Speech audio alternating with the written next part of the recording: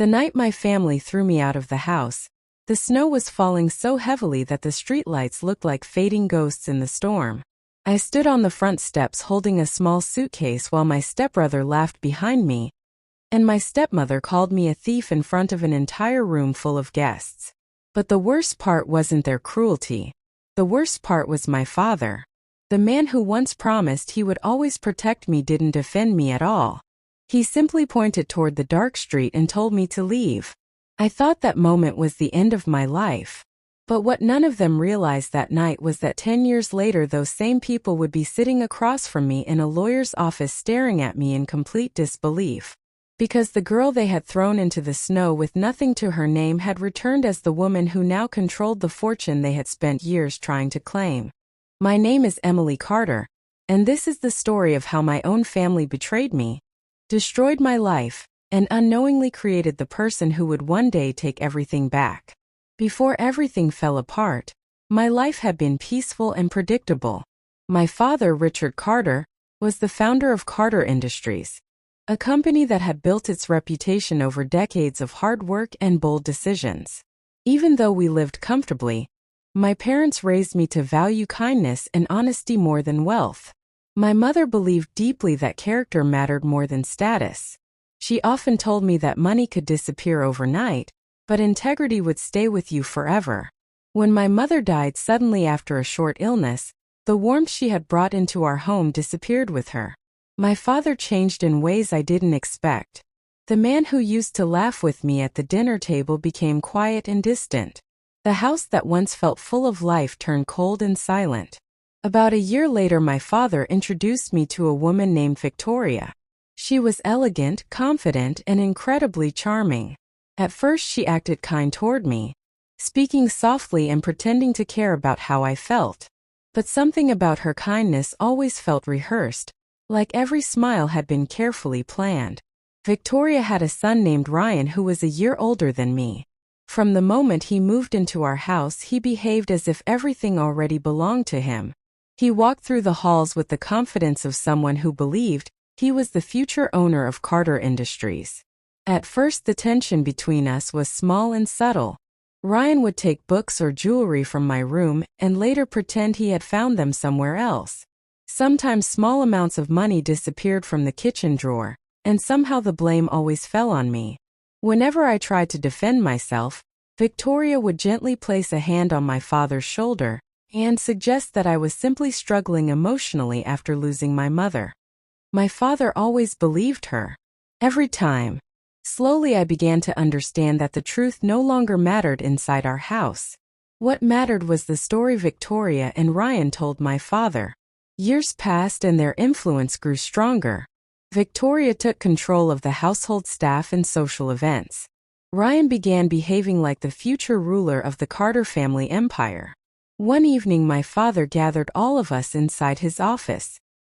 He looked serious, as if the decision he was about to announce had required careful thought.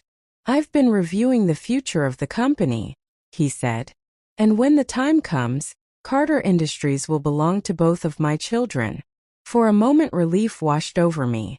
Despite everything that had happened, my father still saw me as part of the family's future. But when I looked at Ryan, I noticed something disturbing. The confident smile he always wore had vanished. From that day forward, the attacks against me became more aggressive. Documents disappeared from my father's desk. Expensive items went missing from Victoria's room. Small but valuable belongings vanished from around the house. And every single time Ryan somehow suggested that I had been nearby when it happened. The final trap came during Ryan's 21st birthday celebration. The mansion was filled with guests that night. Investors, business partners, and influential friends gathered to celebrate. Music played while expensive decorations covered every corner of the house. Ryan stood in the center of the living room opening gifts while everyone applauded. Then suddenly he frowned.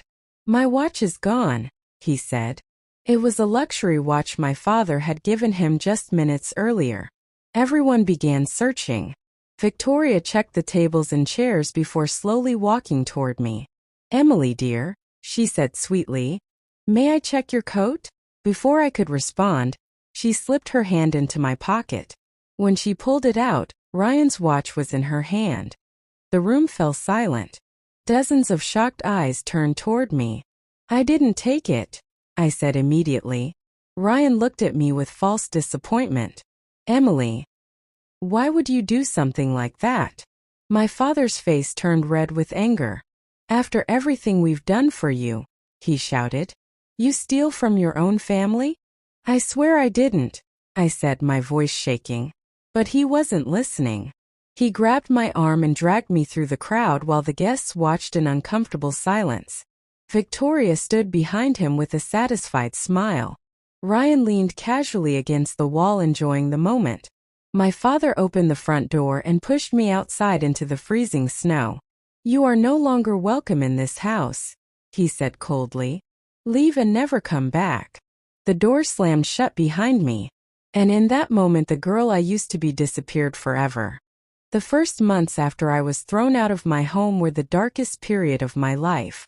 I had no money, no friends willing to challenge my father's influence, and no place to stay. For weeks I moved between cheap hostels and emergency shelters. Sometimes I slept on benches in train stations just to stay warm through the winter nights. Every night the same memory replayed in my mind. The watch appearing in my pocket. The shocked faces of the guests. My father's voice telling me to leave his house forever. At first the pain almost destroyed me. I felt betrayed by the people who were supposed to protect me. But slowly something inside me began to change. The anger and humiliation started turning into determination. I realized that if I allowed that moment to define my life, Ryan and Victoria would win forever. So I made a promise to myself. I would survive. I would rebuild my life. And one day the truth would come out.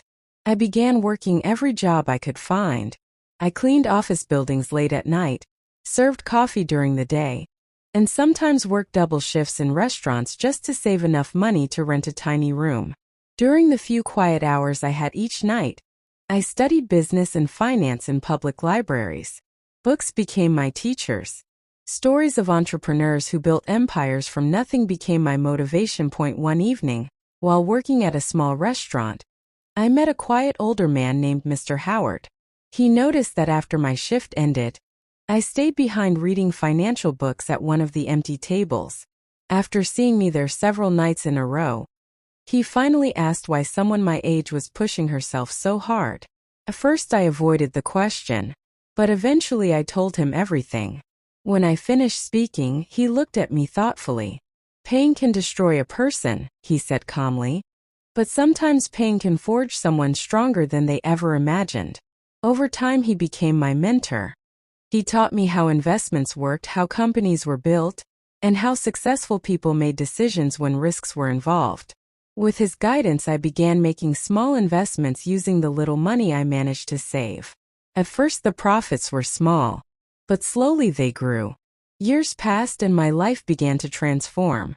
At 25 I launched a small technology startup with 2 partners I met through networking events. The early years were extremely difficult, but eventually our company attracted attention from investors. At 28 we sold the company for millions of dollars. Instead of slowing down, I used the money to launch a second business focused on financial technology. Within 3 years that company expanded internationally. Suddenly the homeless girl who once slept in train stations had become a successful entrepreneur. But even with all that success, I never forgot the night I was thrown out. Because deep inside I knew something. The truth about that night had never been revealed. And one day the people responsible would have to face it. That moment finally arrived 10 years later. One afternoon I received a call from a lawyer representing my father's estate. My father had passed away unexpectedly, and his death had triggered the legal process that would determine the future ownership of Carter Industries. The lawyer asked me to attend the reading of the will. For the first time in a decade I was going back. The morning I returned to the Carter mansion felt strangely calm. As my car approached the gates, memories from the past flooded into my mind. The long driveway and tall stone walls looked exactly the same as they had the night I was forced to leave. But this time everything was different. I stepped out of the car wearing a tailored black suit, no longer the frightened girl who had once stood outside begging to be believed. Inside the mansion, the atmosphere was tense. Victoria and Ryan were already sitting with the family lawyer. Ryan looked confident. Victoria looked certain the fortune would belong to them. For a moment, neither of them recognized me. Then Ryan's eyes widened. "Emily," he said. The lawyer cleared his throat and began reading the official documents. The room grew silent as he explained the structure of my father's estate. Ryan leaned forward eagerly. Victoria watched calmly. Then the lawyer reached the final page. "According to Mr. Carter's final will," he said carefully, "the majority ownership of Carter Industries will be transferred to Emily Carter." The room froze. Ryan jumped to his feet. "That's impossible." Victoria's face turned pale. "You must be mistaken," she whispered. The lawyer calmly placed several signed documents on the table. "Mr. Carter updated his will 3 years ago." Ryan turned toward me with rage burning in his eyes. "You disappeared for 10 years and now you want everything?" I looked directly at him. "I didn't disappear," I said quietly. "You forced me to leave." Then I placed a folder on the table. Inside were security records proving that Ryan had planted the watch in my pocket 10 years earlier. Ryan's face lost all color. Victoria stared at him in shock. "Ryan, tell me this isn't true." For the first time since I returned, fear appeared in his eyes. I stood up slowly. "The truth always finds its way back," I said calmly. And as I walked toward the door, Ryan shouted behind me, "This isn't over." I paused for a moment before leaving. Without turning around, I gave him my final answer. "Oh, Ryan," I said quietly, "this is only the beginning.